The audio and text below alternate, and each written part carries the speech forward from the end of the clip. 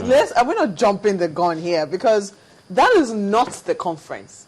That is taking opinion on what should make the conference. So if the advisory committee is still going around to take memoranda from people on what you think should be, the subject of debate at this conference, aren't we already saying, do we already think that we're having the conference? Yeah, but it also tells you the perspective of the people. Do not forget that before now, there was nationwide consultation that began from federal constituencies, moved to senatorial district, and then moved to regions. I was in Calabar. And then we follow that process too. You would have thought ordinarily that I haven't followed that process. People will consider this one unnecessary, all right? Because we spend time and money to go there, and then the nation also spend money. But yet in this one, people demonstrate. I told you that by 1 o'clock, the hall was almost full. And by 1:30, the event started. The point I'm trying to make here is the fact that this is a dress rehearsal, and people are showing such enthusiasm, goes to demonstrate the determination of the people to be part of a process that concerns them. I understand that. But I mean, there will always be that minority, even amongst the people who attended. People who are maybe in their minds are still sitting on the fence and not decided as to what exactly the viability of this conference will be.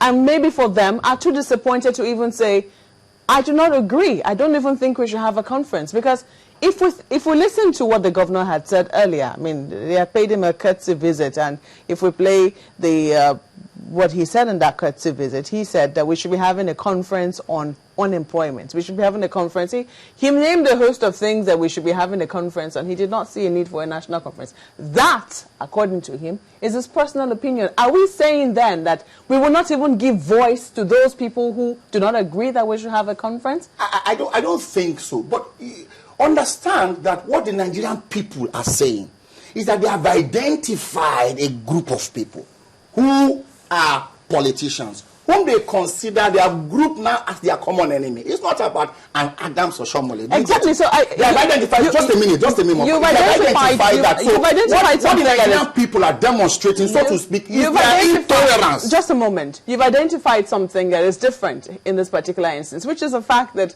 Mr. Adams Oshomole is the governor of Edo State, and by virtue of that, a politician as well. Absolutely. Are you saying that if a member of the public there and then had stood up to say, I agree, I don't think we should have a conference, he would have been shouted down as well? Well, I can't. That, for instance, borders on conjecture. All right, I can't play out the scenario. Because that's very important. But you see, very important. I'm telling you that there's a dichotomy here.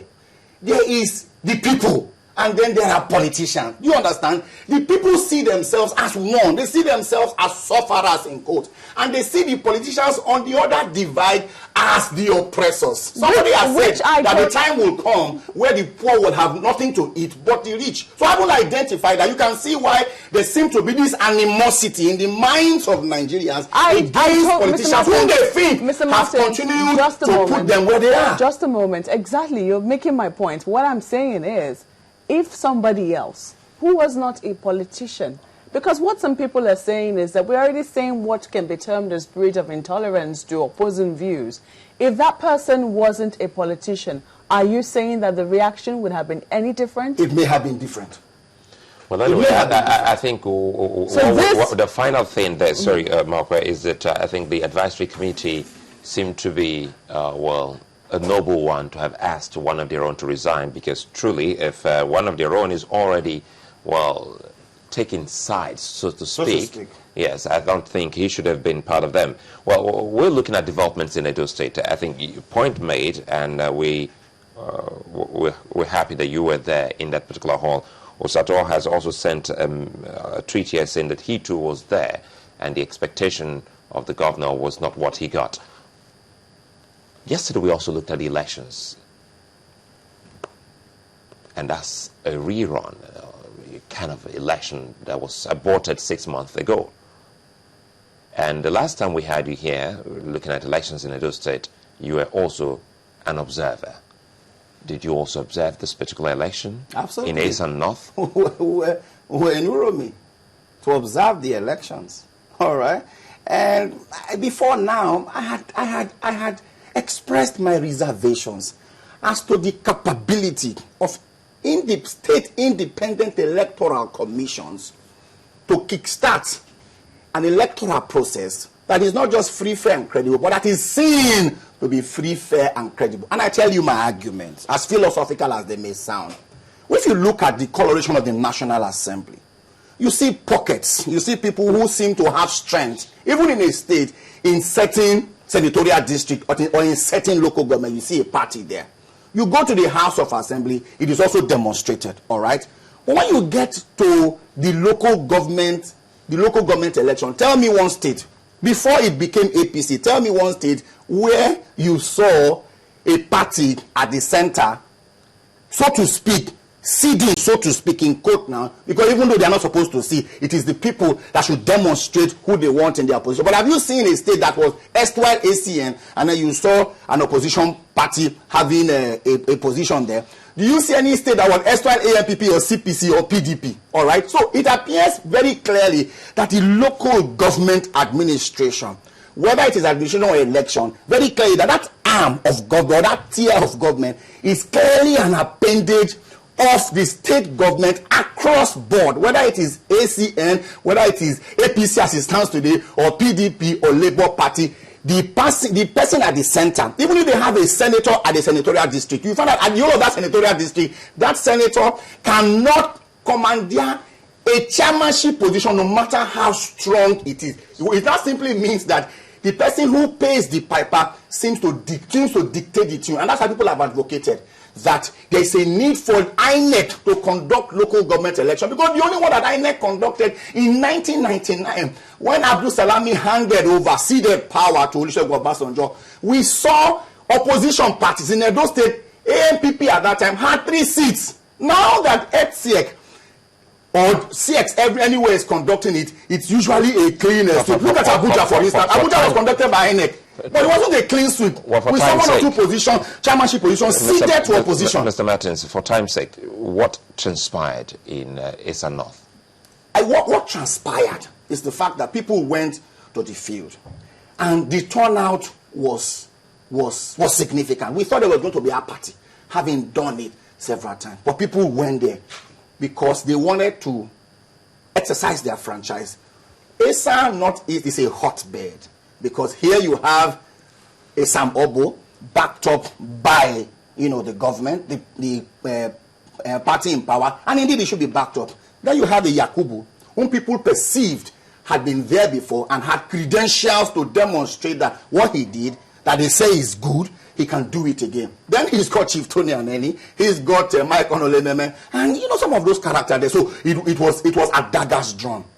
The elections proceeded very well, and it was going on well. And we were told, all right, that whilst they were collating, announcement of result was going on in Benin. And I watched your interview yesterday, and you were asking, for instance, why should the result of a local government election be announced in Benin City?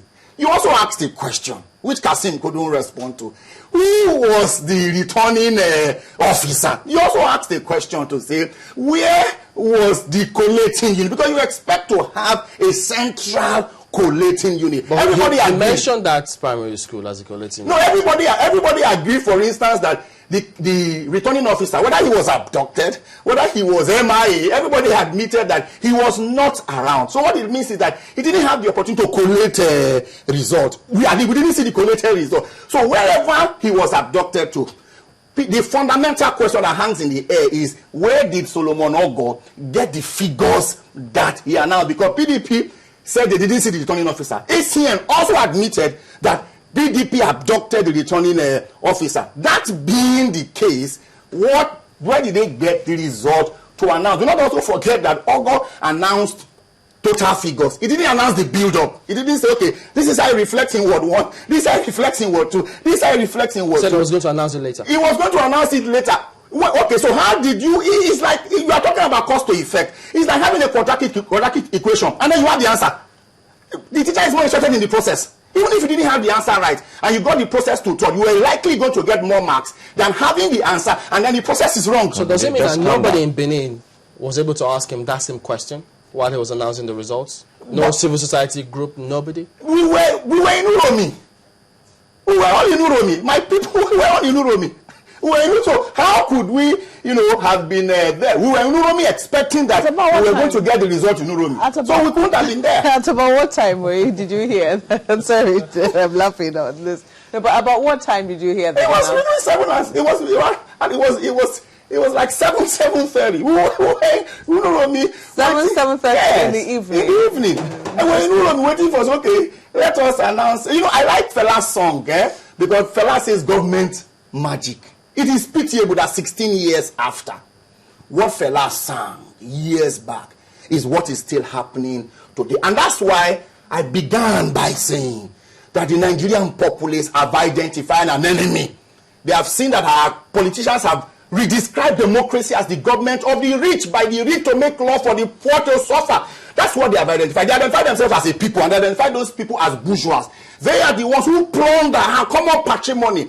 I've said that for every million that is stolen, we're talking about the Odua Gate, there is a road somewhere bad in Okitukpa that is killing people. For every million that is stolen, there's a hospital somewhere that doesn't have equipment and children are dying. That's why the Nigerian people are intolerant of the kind of leadership that we have. And that's why they have said this particular national conference, we will own it. We will participate in it. In Tunisia and all of those places, it was not the government that orchestrated the process. The people gathered together and said, it is time for change. They sparked it up and they have the change that they want. I think that's what Nigeria is getting to. We'll end it where you started, just as you say. Olu Martins, of the civil society. Thank you for coming on this morning. Thank you for having me.